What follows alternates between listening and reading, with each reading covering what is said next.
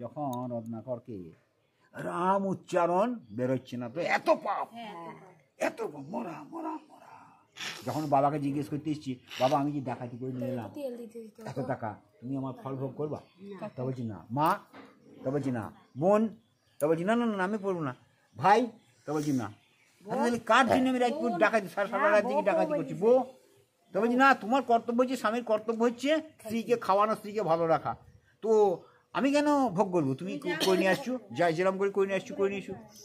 তো রত্নাকর চিন্তা করছি, তাহলে সারা রাত জেগে আমি করছিটা কি? আমি হ্যাঁ এত পাপ। মনে অনুশোচনা চলে যাবে। যখন আপনার অনুশোচনা চলে আসবে তখন তাহলে আমি সারা জীবন এই করলাম, শুধু পাপ, হে প্রভু কী করি এই মুক্তি পাবো? এই মনে করার সঙ্গে সঙ্গে ভগবান এমন প্রেরণ করলেন, নারদকে পাঠিয়ে ওই দিক দিয়ে যাতো। নারদকে দেখার সঙ্গে সঙ্গে রত্নাকর চিন্তা করছেন, সাষ্টাঙ্গে পড়ে গেলেন, মানসিক চেঞ্জ হয়ে গেল, মানসিক চেঞ্জ। তা আমি এই পাপ করেছি, তাহলে আমার ফল, তবে ফল তোমাকে ভোগ করতে হবে, কেউ ভোগ করি না। তবে উপায় কি? উপায় একটাই আছে, কি? কান ফুঁকে দিল, রাম রাম রাম রাম রাম। বলছি উচ্চারণ হচ্ছে না, এত পাপ, রাম উচ্চারণ হচ্ছে না, মরা মরা মরা মরা মরা মরা মরা। ঘুম ধরে গেল। বাল্মিক উই পোকা হয়ে গেল গোটা শরীরে, সেই জন্য বাল্মিক, বল্মিক মানে উই পোকা, বল্মিক দিয়ে কিচ্ছু নয়, হাড় আছে। কিন্তু তখন যুগটা কি ছিল? সত্য। হাড় থাকলেই তোমার প্রাণ আছে, হাড়ের মধ্যেও প্রাণ আছে। এমন হয়ে গেল, এমন হয়ে গেলেন মহর্ষি যে কি হলেন? রামচন্দ্র আবির্ভাব হওয়ার পরেই রামায়ণ লিখে দিলেন। কেন লিখে দিলেন?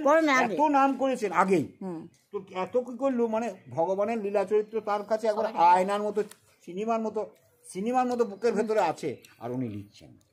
বুঝলেন? বাল্মীকির প্রথম সূত্র ওইটাই। প্রথম বাল্মীকি রামায়ণের প্রথম সূত্র হচ্ছে ধনানি ভূমৌ পশুবাচ্য গোষ্ঠে নারী গৃহত্বয়া সজান শ্মশানে দেহস্য চিতায়াম পরলোক মার্গে ধর্ম বিগচ্ছতি জীবয়ে সদা। এই একটি লাইন যদি কেউ আচরণ নিয়ে আসে, সে উদ্ধার হয়ে যাবে, আর কোনো দরকার নাই।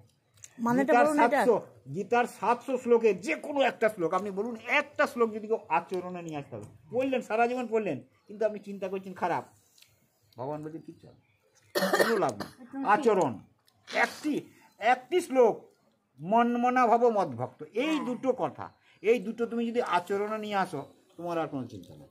কিন্তু তুমি হাজার বেদ পড়লা, করলা, দিয়ে চিন্তা করছো মানুষের খারাপ করবো, ভগবান বলছি তাকে আমি নরকে নরাধমানি বারে বারে প্রাণ হং দিশতাই পুরাণ সংসারে নরাধমান, তাকে বারে বারে তাকে অজস্র জনিতে ফেলবো, সাপ জনিতে ফেলবো আমি তাকে।